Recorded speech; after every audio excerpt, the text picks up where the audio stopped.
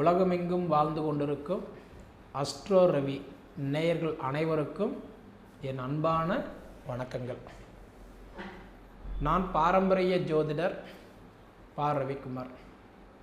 இப்போ பார்த்திங்க அப்படின்னா இந்த ஜூன் மாதத்துக்குண்டான மாத பலன்களை பற்றி தான் இந்த காணொலியில் பார்த்துட்ருக்குறோம்.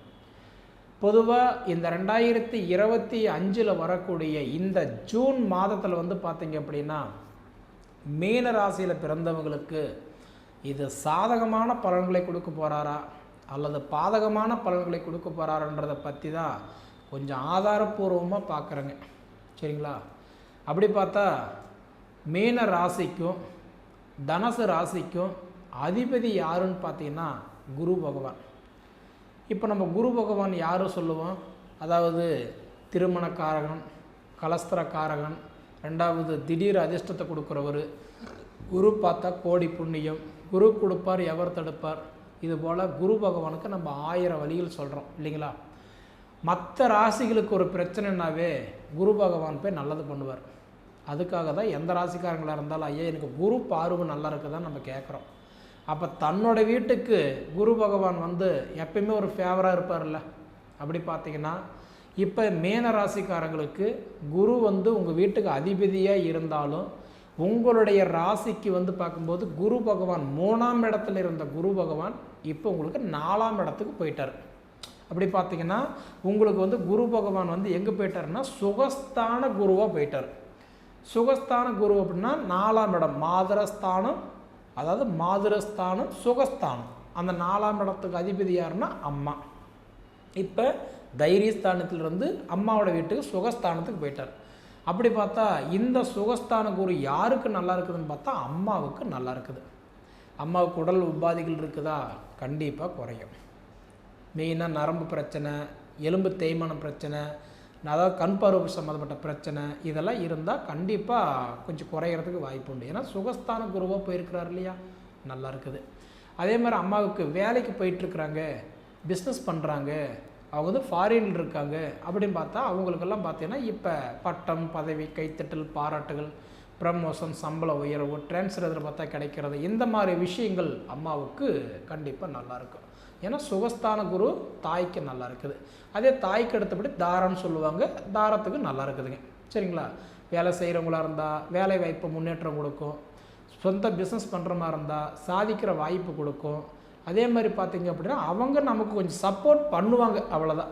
மொத்தத்தில் சுகஸ்தான குரு தாய்க்கு பின் தாரன்ற மாதிரி தாய் மனைவி இவங்க 2 பேருமே நமக்கு ஓரளவுக்கு சப்போர்ட் பண்ணக்கூடிய இடத்துல கண்டிப்பாக சுகஸ்தான குரு நல்லா இருக்குதுங்க.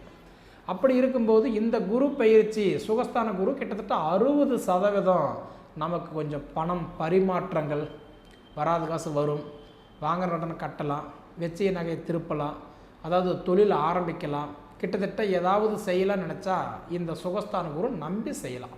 அதுக்கு ஒரு மாதம், இந்த மாதம் நல்லா இருக்குது. அதே சமயத்தில் பார்த்தா சனி பயிற்சி அப்படின்றது உங்களுக்கு சுத்தமாக நல்லா இல்லை. ஏன் நல்லா இல்லை? ஜென்மச்சனி. ஜென்மத்தில் வந்த சனி செருப்பால் அடித்தாலும் போகாது. அப்போ சனி பகவான் என்ன பண்ணுவார், நம்ம என்ன ஆரம்பித்தாலும் அதுக்கு ஒரு எண்டுகாடு போட்டுருவார். சரிங்களா? தடை கொடுத்துருவார். ஏன்னா ஜென்மச்சனி, ஜென்மத்தில் வந்த சனி செருப்பால் அடித்தாலும் போகாது. அதே மாதிரி இந்த ஜென்மச்சனிக்கு எங்கே போனால் நல்லது? திருநள்ளாறும் போயிட்டு வந்தால் திருப்பம் நடக்கும். ஜென்மச்சனியில் பார்த்தீங்கன்னா அதாவது ஆசை, ரெண்டாவது பேராசை, இந்த மாதிரி ஒரு அத்தியாவசியமான ஒரு விஷயத்தை நமக்கு தேவைன்னா செஞ்சுக்கணுமே தவிர இந்த மாதிரி நம்ம ஆசை பேராசை விஷயத்தில் இறங்கவே கூடாது. லாட்டரி சீட்டு விழுவுமா, அதிர்ஷ்டம் கிடைக்குமா, புதையல் கிடைக்குமா, தண்ணி கிடைக்குமா, போர் போட்டாமா, கிணறு வெட்டலாமா, இந்த மாதிரி விஷயமெல்லாம் கொஞ்சம் அவாய்ட் பண்ணிடணும். வட்டிக்கு பணம் கொடுத்தா வருமா, கூட்டு பிஸ்னஸ் பண்ணி நான் சாதிச்சிருவேனா, காரு வண்டி ஓங்கி நான் ஓட்டி சம்பாதிச்சிட்றேன்ட்டு வண்டி வாங்கலாமா, இதெல்லாமே செய்யக்கூடாது. முடிஞ்ச வரைக்கும் இதெல்லாம் இப்போ அவாய்ட் பண்ணிக்கிறது நல்லது. சனி பயிற்சிக்கு எதிர்பார்ப்பு வேண்டாம். சரிங்களா?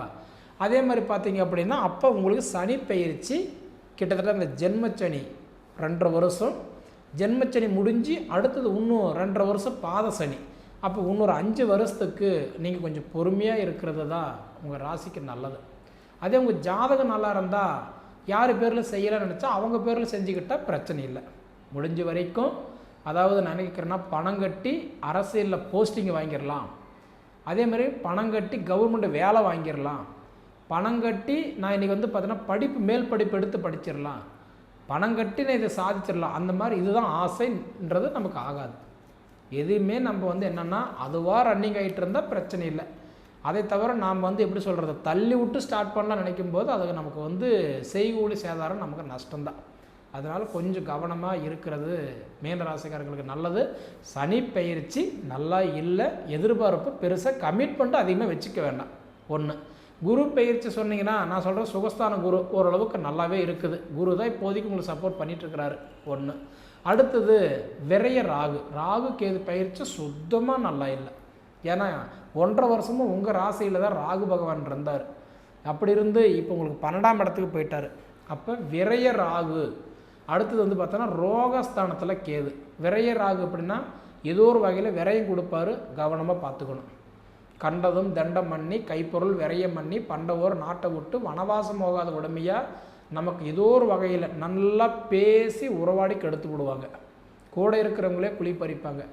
மாமா நில்லு, மச்சான் நில்லு, சார் நில்லு, நீங்கள் நில்லுங்க, நான் ஜெயிக்க வச்சிட்றேன், நான் பார்த்துக்கிறேன், நான் இருக்கிறேன்னு சொல்லி கூட இருந்தே உங்களுக்கு சப்போர்ட் பண்ணுறேன்னு சொல்லிட்டு உங்களுக்கு சப்போர்ட் பண்ண மாட்டாங்க. ஏதோ ஒரு வகையில் உங்களுடைய இருப்பு உங்களுக்கு அது நஷ்டமாயிடும்.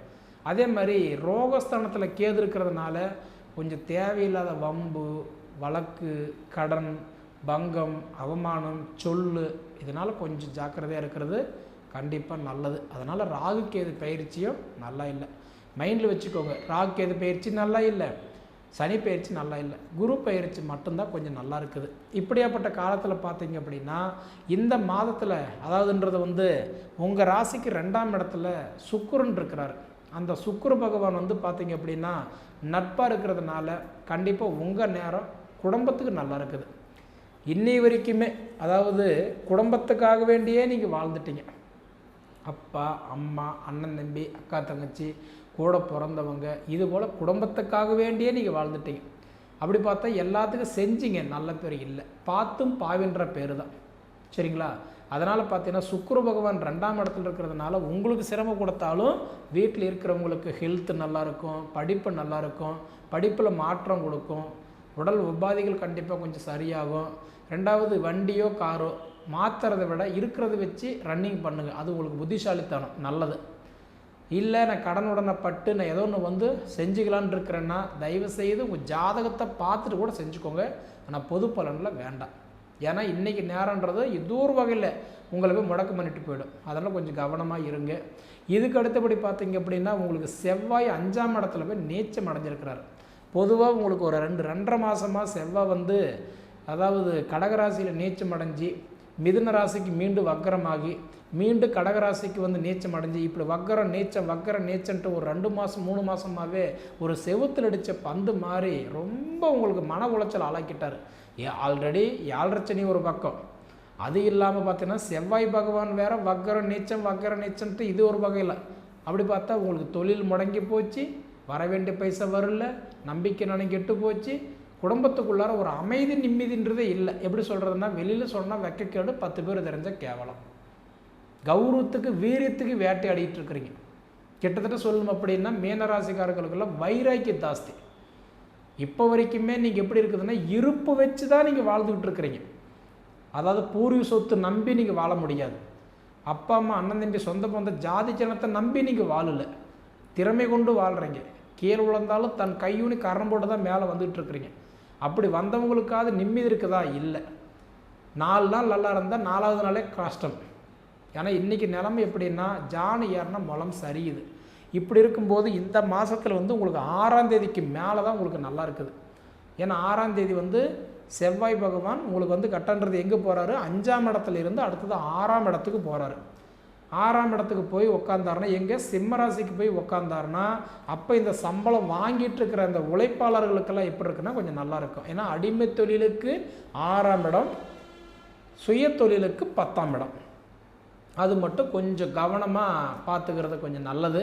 ஏன்னா அடிமை தொழில் செய்கிறவங்களுக்கு கண்டிப்பாக உங்களுக்கு எப்போ நல்லா இருக்குமுன்னா இந்த 6ஆம் தேதிக்கு மேலே நல்லாயிருக்கும். சம்பளம் வாங்குறவங்களுக்கு அவங்க தான் அடிமை தொழில், கொடுக்குறோம் அப்படின்னா அவங்க தான் வந்து முதலாளிங்க, அவங்களுக்கு 10ஆம் இடம் நல்லா இருக்கணும். அதே மாதிரி பார்த்தீங்க அப்படின்னா உங்களுக்கு சூரியனும் 3ஆம் இடத்துல இருக்கிறாரு. அதே மாதிரி வந்து பார்த்தீங்கன்னா உங்களுக்கு சுக்கிர பகவான், அதாவது சூரியனும் அடுத்தது புதன் பகவானும் இந்த 2 பேருமே உங்களுக்கு 3ஆம் இடத்துல இருக்கிறார். சகோதர ஸ்தானம், தைரிய ஸ்தானத்தில் இருக்கிறார். அதனால் படிப்பு நல்லா இருக்கும். ஏன்னா 3ஆம் இடம்ன்றது தைரிய ஸ்தானம். அப்படி பார்த்தீங்கன்னா ஏதோ செலவு பண்ணுறதுக்கு நான் தயாராக இருக்கிறேன், ஆனால் அவங்க படிப்பாங்களா அப்படின்ற மாதிரி, படிப்பா இப்போ சரியான மார்க் வருமா, இந்த கேள்வியெல்லாம் உங்களுக்கு இருக்கும் கண்டிப்பாக. ஏன்னா 3ஆம் இடம்ன்றது தைரியஸ்தானம். தைரியஸ்தானத்தில் போய் கல்விக்கு அதிபதியாக உட்காந்துருக்கிறார். கிட்டத்தட்ட பார்த்தீங்கன்னா இந்த ஜூன் 6 தேதிக்குள்ளார சூரியனும் புதனும் ஒன்றா சேர்ந்ததுனால புதன் ஆதித்ய யோகம் உண்டு. அந்த யோகத்திலேயே நீங்கள் நல்ல காலேஜோ ஸ்கூலோ சேர்த்து விட்டுட்டிங்கன்னா கண்டிப்பாக உங்களுக்கு அது ஜெயம் ஆகும், பயப்பட வேண்டியதில்லை. அடுத்தது வந்து பார்த்தீங்கன்னா இந்த மாதம் சரிபாதியாக நிற்கிறாரு சூரிய பகவான். ஏன்னா இந்த வந்து ஜூன் மாதம் 15 தேதி வரைக்கும் சூரியன் வந்து எங்கே இருக்கிறாருன்னு பார்த்தீங்கன்னா 3ஆம் இடத்துல தான் இருப்பார். அடுத்தது 15 தேதிக்கு மேலே பார்த்தா 4ஆம் இடத்துக்கு போயிடுவார். அப்போ இந்த மாதிரி காலகட்டத்தில் பார்த்தீங்க அப்படின்னா நிச்சயம் உங்களுக்கு ஏதாவது செய்யலாம் அப்படின்னு நீங்கள் நினச்சிங்கன்னா இன்றைக்கி காலகட்டத்தில் பொறுமையாக நீங்கள் ஹேண்டில் பண்ணணும். ஏன்னா வெள்ளை சட்டையில் பட்ட கரும்புள்ளி மாதிரி உங்களுக்கு பெரிய ஒரு குற்றமாக இருக்கிறதே எங்கேன்னு பார்த்தீங்கன்னா நம்மனே சொன்னால் இந்த 7.5 சனி தான். திருநள்ளாறு போயிட்டு வாங்க. 2வது திருநள்ளாறு போயிட்டு வந்தால் ஓரளவுக்கு திருப்பம் நடக்கும், சரிங்களா? இது போக பார்த்தீங்கன்னா உங்களுக்கு வந்து ராகு கேது பயிற்சி நல்லா இல்லை, சனி பயிற்சி நல்லா இல்லை, குரு பயிற்சி கொஞ்சம் சப்போர்ட் பண்ணுது. இப்படி இருக்கக்கூடிய காலகட்டத்தில் நீங்கள் பொறுமை கடைபிடிங்க, சரிங்களா? இடம் மாற்றிக்கிறது, வீடு மாற்றிக்கிறது, தொழில் மாற்றிக்கிறது, இதெல்லாமே கண்டிப்பாக இப்போதைக்கு உங்களுக்கு நல்ல சப்போர்ட்டிவாக இருக்கும், சரிங்களா? அதனால் எப்படியோ மொத்தத்தில் உங்கள் நேர காலம் கண்டிப்பாக ஓரளவுக்கு நல்லா இருக்குது. இந்த மாதம் ஓரளவுக்கு நல்லா தான் இருக்குதுன்னு சொல்லலாம் உங்கள் வாழ்வாதாரம். இதில் ஒரு 4 விஷயம் இந்த மாதம் பார்க்கலாம். படிப்பில் மாற்றம் பார்க்கலாம், கொஞ்சம் உடல் உபாதைகள் கண்டிப்பாக கொஞ்சம் சரியாகும், அதுக்கு மேலே கொஞ்சம் நிம்மதி சந்தோஷம் கொஞ்சம் கண்டிப்பாக கிடைக்கும். அதுக்கு மேலே பார்த்தீங்க அப்படின்னா கண்டிப்பாக யாருக்கு முன்னாடி நீங்கள் நல்லா வாழணும்னு ஆசைப்பட்டீங்களோ அவங்களுக்கு முன்னாடி நீங்கள் நல்லா வாழ்கிறதுக்கு ஒரு வாய்ப்பு கண்டிப்பாக இந்த பிரபஞ்சம் உங்களுக்கு கொடுத்துருக்குதுங்க, சரிங்களா? சரி நேயர்களே, அதாவது நம்மளுடைய காணொளி உங்களுக்கு பிடிச்சிருந்தா நம்ம சேனலை சப்ஸ்கிரைப் பண்ணிக்கோங்க, உங்கள் நண்பர்களுக்கு ஷேர் பண்ணுங்கள், நீங்கள் சொல்ல வரதை கமெண்டில் சொல்லுங்கள், தெரிஞ்சுக்கிறேன். இது தவிர உங்கள் பொன்னான நேரத்தை ஒதுக்கி இவ்வளவு நேரம் என்னோடய காணொலியை நீங்கள் முழுமையாக பார்த்ததுக்கு மனசிலிருந்து கேட்டுக்கிறேனுங்க. நன்றி.